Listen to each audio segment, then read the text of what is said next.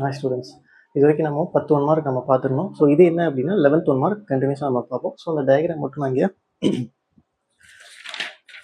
Draw பண்ணி வச்சுருக்கேன். 11th one mark என்னங்கிறது நம்ம பார்த்துடலாம். What is the current drawn out from the battery? So இந்த சர்க்யூட்டை கொடுத்தாச்சு. இது பார்த்துட்டு உங்களுக்கு தெரியும். இது வந்து 6 நினச்சிடாதீங்க. இது வந்து 15 ஓம். ஓகே, 15 ஓம் பேரலல் கனெக்ஷனில் கொடுத்தாச்சு. அப்படி இருக்கும்போது இந்த பேட்டரியிலேருந்து ப்ரொடியூஸ் ஆகக்கூடிய கரண்ட்டோட வேல்யூ என்ன அப்படிங்கிறத நம்ம ஃபைண்ட் அவுட் பண்ணணும். சரியா? ஸோ இது ஃபஸ்ட்டு நமக்கு பேரலல் கனெக்ஷன் அப்படின்னு சொல்லும்போது ஸோ வோல்டேஜ் கொடுத்துருக்காங்க. V = 5 வோல்டேஜ் அப்படின்னு கொடுத்துருக்காங்க. அதான் நான் இங்கே எழுதியிருக்கேன். ஓகே, ரெசிஸ்டன்ஸ் இன் பேரலல். ஸோ பேரலல் அப்படிங்கும்போது நமக்கு ஃபார்முலா என்ன அப்படின்னா 1/RP = 1/R1 + 1/R2 + என்ன அப்படின்னா 1/R3. ஒருவேளை சீரிஸ் கனெக்ஷன் தான் நம்ம டைரெக்டாக எல்லாமே ஆட் பண்ணிக்கலாம். ஆனால் இது எதில் இருக்குன்னா பேரலல் கனெக்ஷனில் இருக்குது. அப்படிங்கிறனால நம்ம என்ன பண்ணுறோம்? ஸோ 1/RP = 1/R1 வேல்யூ என்ன அப்படின்னா 15. ரெசிஸ்டன்ஸ், ரெண்டாவது ரெசிஸ்டன்ஸ்னுடைய வேல்யூ என்ன அப்படின்னா 15 ப்ளஸ் மூணாவது ரெசிஸ்டன்ஸ்னுடைய வேல்யூ. ஸோ அப்போ 1/R3, R3க்கு பதிலாக அந்த 15. ஓகே, எல்லாத்துக்கும் நம்ம எல்சிஎம் எடுக்க போகிறோம். ஸோ எல்சிஎம் எடுத்தோம் அப்படின்னா 15 மேலே என்ன ஆகிடும்? 1 + 1 + 1 3. ஸோ எல்சிஎம் உங்களுக்கு தெரியும்னு நினைக்கிறேன், டீட்டெயிலாக சொல்ல தேவையில்லை. இது அப்படியே நம்ம என்ன பண்ணணும்? இது இன்வர்ஸில் இருக்குது, மாற்றிடுங்க. ரெசிப்ரோக்கல் பண்ணிங்க அப்படின்னா ஸோ ரெசிஸ்டன்ஸ் இன் பேரலல் = 15/3 நமக்கு கிடைக்கும். ஸோ இதை கேன்சல் பண்ணிட்டீங்க அப்படின்னா 5 ஓம். ஓகே, ஸோ வோல்டேஜ் நமக்கு தெரிஞ்சிருச்சு, ரெசிஸ்டன்ஸும் தெரிஞ்சிருச்சு. என்ன தேவை அப்படின்னா கரண்ட் வேணும். ஸோ அப்போ ஃபார்முலா வந்து என்ன அப்படின்னா திரும்பி நம்ம ஓம்ஸில் தான் நம்ம எடுக்க போகிறோம். V = I/R. ஸோ வியோட வேல்யூ என்ன அப்படின்னா 5, கரண்ட் நமக்கு தெரியாது. ஸோ இன்டூ ஆரோட வேல்யூ என்ன அப்படின்னா 5. ஸோ 5 கேன்சல் பண்ணிங்க அப்படின்னா என்ன ஆகிடும்? I = 1 Om. சாரி, ஓம் கிடையாது, ஆம்பியர். அப்போது இந்த சர்க்கியூட்டில் ஃப்ளோ ஆகக்கூடிய கரண்ட்டோட வேல்யூ என்ன அப்படின்னா 1 ஆம்பியர். ஸோ கரண்ட்டோட யூனிட் தான் என்ன அப்படின்னா ஆம்பியர். நீங்கள் அம்மீட்டர் அப்படிலாம் நினச்சிடக்கூடாது. அம்மீட்டர் அப்படிங்கிறது என்னன்னா கரண்ட்டை மெஷர் பண்ணுறதுக்கு யூஸ் பண்ணக்கூடிய ஒரு மீட்டர். ஓகே, ஸோ இதான் நமக்கு இருக்கக்கூடிய 11th ஒன் மார்க்.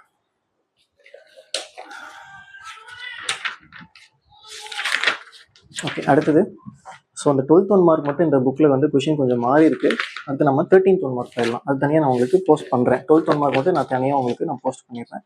ஸோ இப்போ நம்ம 13th ஒன் மார்க் போயிடலாம்.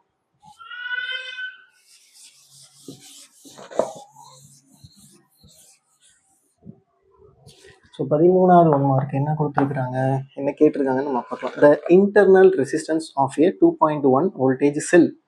ஸோ அப்போது ஒரு செல் இருக்குது. ஓகே, அந்த செல்லுடைய வேல்யூ என்ன சொல்லிட்டாங்க?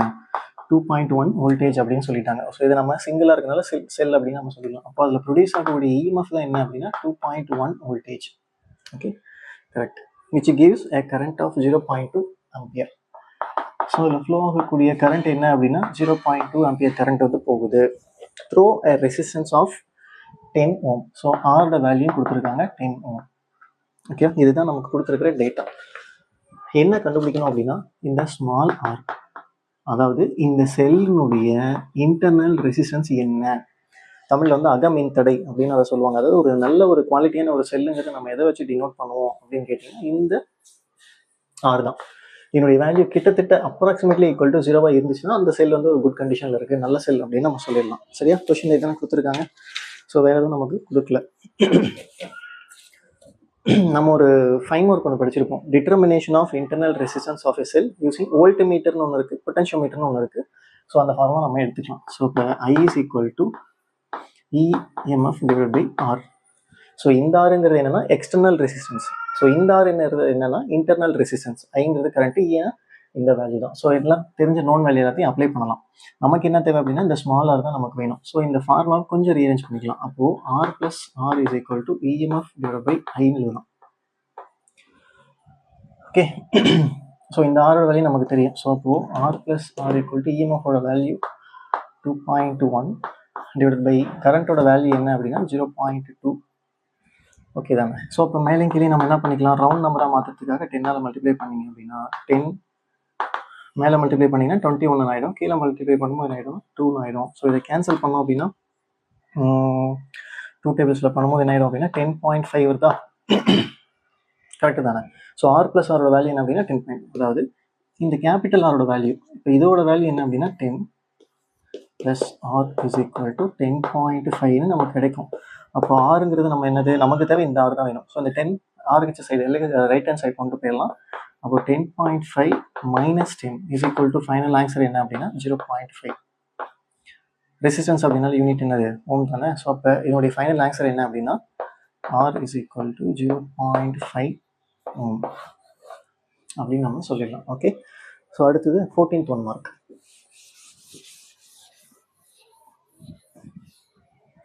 14th 1 மார்க் சும்மா ஒரு எக்ஸ்பிளனேஷன் தான், எனக்கு பெருசாக அதில் இருக்குது. என்ன கொடுத்துருக்காங்க, a piece of copper and another piece of germanium. So copper இருக்கு,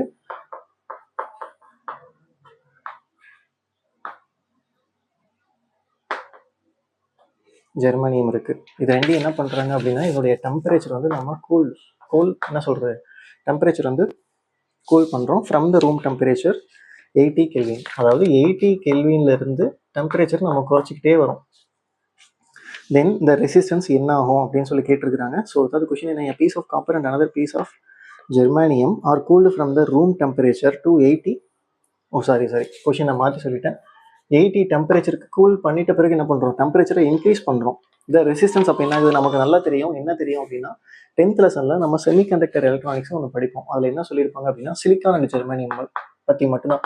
சிலிக்கான் அப்படின்னா அதனுடைய அட்டாமிக் நம்பர் வந்து 14, ஜெர்மானியமுடைய அட்டாமிக் நம்பர் வந்து என்ன அப்படின்னா 32. இது நார்மல். இது ஏன் செமிகண்டக்டர் அப்படின்னு நம்ம சொல்கிறோம்னா,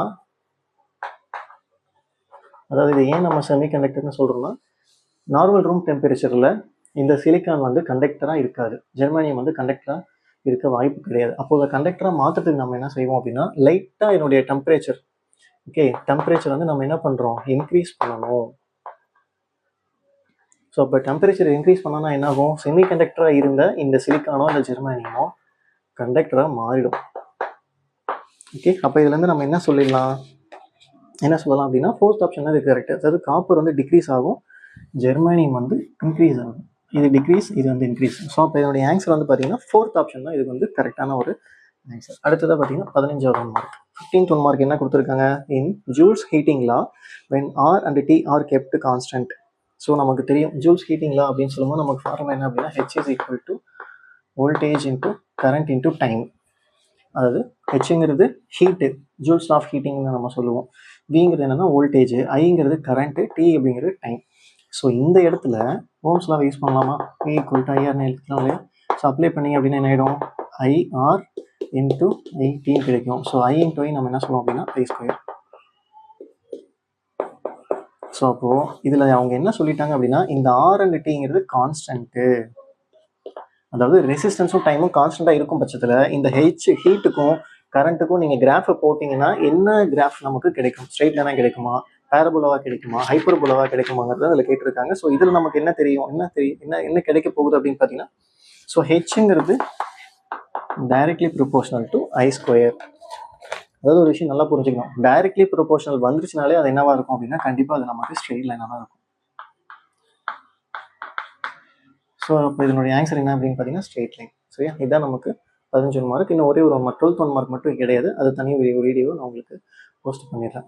ஓகே, தேங்க்யூ ஸ்டூடெண்ட்ஸ். இதெல்லாம் உங்களுக்கு புரிஞ்சிருக்கும்னு நினைக்கிறேன். ஸோ எல்லாம் கிளியராக பார்த்துக்கோங்க. உங்களுக்கு அடுத்து 12th 1 மார்க் நான் தனியாக உங்களுக்கு போஸ்ட் பண்ணிடுறேன். இது முடிச்சிட்ட பிறகு நம்ம அப்படியே அந்த லெசனில் இருக்கக்கூடிய நியூமெரிக்கல் ப்ராப்ளம் நம்ம சால்வ் பண்ண ஆரம்பிச்சிடலாம். Okay, thank you. சேனலை வந்து சப்ஸ்கிரைப் பண்ணிக்கோங்க, அப்போ தான் நான் போடுற வீடியோ வந்து உங்களுக்கு ரெகுலராக வந்துக்கிட்டே இருக்கும்.